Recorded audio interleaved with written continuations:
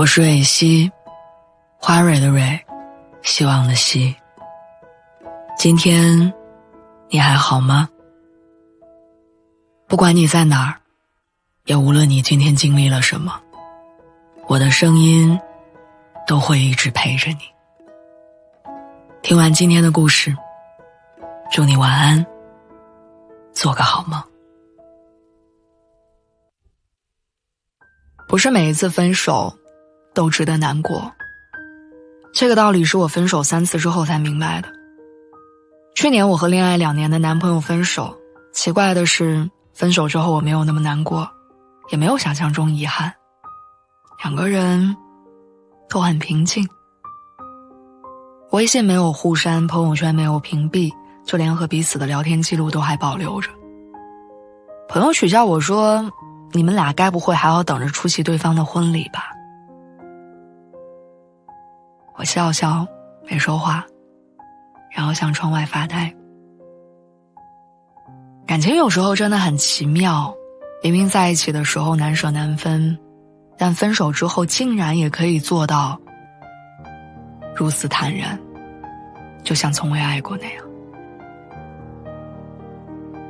其实一个人的成长从分手之后的反应是能看出来的。我记着高中毕业那会儿，我经历了人生第一场失恋。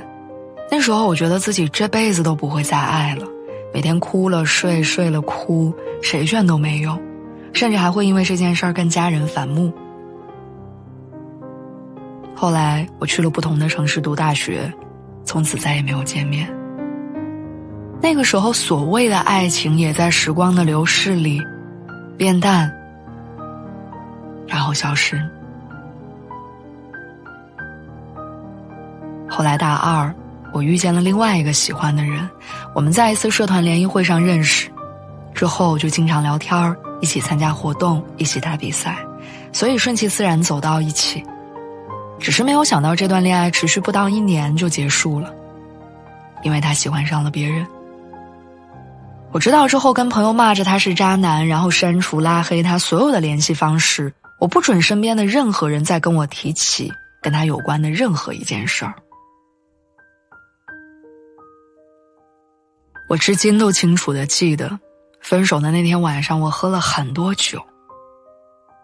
一向受不了酒精味道的我，竟然忍着痛苦喝了一杯又一杯。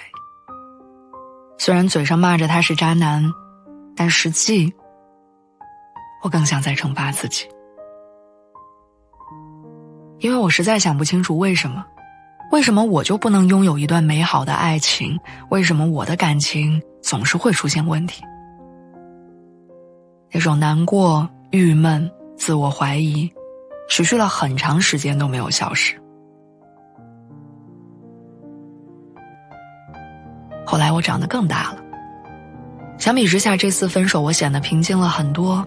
我没哭没闹，没有撕破脸，也没有找任何朋友倾诉，因为我清楚地知道这段感情没有继续下去的必要。我们2个人对于未来有着不同的规划，谁都没有错，只是我们不顺路。